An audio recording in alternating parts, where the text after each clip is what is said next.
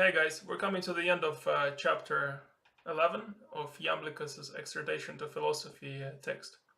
A lot of the things I didn't mention because otherwise there'll be countless chapter videos. So make sure you read the actual text. These are very sort of small parts of the text, essentially. Okay, so towards the end he says, let's sum up. Essentially, uh, a person can live an active life or a dormant life, or we can see people living active lives or dormant lives. The dormant life, as I understand it, is what the majority of people live. They just live, and whatever happens, happens. They go forth, they try to get what they want, but they do not try to develop wisdom and reason. Thus, they remain ignorant. Ignorant of what? Ignorant of the nature of reality, of causality, higher causes, of the processes of who they are as a being, ignorant of what is good for them and what is bad for them. Because of this ignorance of not knowing, essentially they use life in a wrong way, and that brings pain. And the more wrong their use of life is, the more pain they generate and create for themselves. And we can see this very easily if we look at a person, how they eat, for example. The more ignorant a person is about their food, which food is good for them, which food is bad, what types of food they should avoid, what kinds of food to eat at different seasons, and so forth. The more ignorant they are of that, they will just eat whatever. And usually this whatever is what is advertised. So again, this is not Iamblichus saying. Iamblichus is this, what he said is this structure. I am adding the details now. So the person will eat either whatever their parents were feeding them or whatever advertisements are programming them to eat. They will eat that. Their body will deteriorate, they will feel dull, their organs will be weak. Because of that, their psychology will be weak, and so forth. They'll have irritations, irritability, nervousness, anxiety, as we see from incorrect diet, which has already been proven. And so they get a lot of pains because of that. And this is just food. And when we go into other things, the way we interact with a loved one, for example, in a relationship, the same thing. If the person is ignorant of what a relationship is, how to develop a relationship, how the other person reacts, how you should react, how you should behave, and so forth at different times of a relationship. If they're ignorant of all these things, then whatever happens will happen. And what will happen is usually the animal nature will take over. There will be a lot of sulking, there'll be a lot of arguments, and so forth. So a lot of pain arises.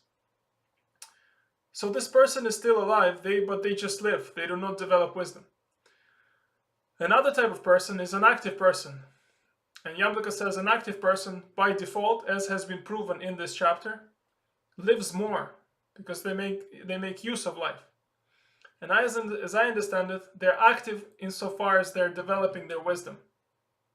So they become wise. And because they're developing wisdom, kind of two things happen. First, they get a lot of huge energy and pleasure from intellections, from ideas and contemplations, and they start to get higher and higher in that and start to feel fulfilled. Because as I understand it, their kind of soul starts to grow in a way because of these things. That's the first thing that happens. Second thing that happens is they start to use life in a right way, in a way that is good. So as they become wiser and wiser, they start to investigate what is good for the physical body, what is good for, what kind of diet is good, how to behave with another person so that you do not create negativity for yourself, for another person. And then we go into justice, what is just, what is virtue, and so forth. They study all these things through philosophy. They become wiser. And in this way, they're starting to use life in a right way, which brings them pleasure. And we can see this. They'll be healthier in terms of their body. Their love relationship will be happier. There'll be much less conflicts, arguments. They will not be cheating on their loved one. And because of that, there will not be a whole range of other consequences that are related to that, for example. I'm not saying in every single case. I'm saying in the majority of cases. I believe it will be like this. And because of that, there will be peace, happiness, and pleasure. Very straightforward. How do we get to this? We have to study philosophy and we have to live as a philosopher by philosophical principles. So it's not enough to just read about justice and virtue. We have to infuse our lives into with it and to live in a just and virtuous way. Then we're living philosophy. Then we become active, and then all of this starts to take place. This is how I understand it. 1 second, I need to check this. Okay, great. Okay, we're gonna do a quick meditation now, and then I have to run. Okay. Just do any meditation or any prayer you want to do.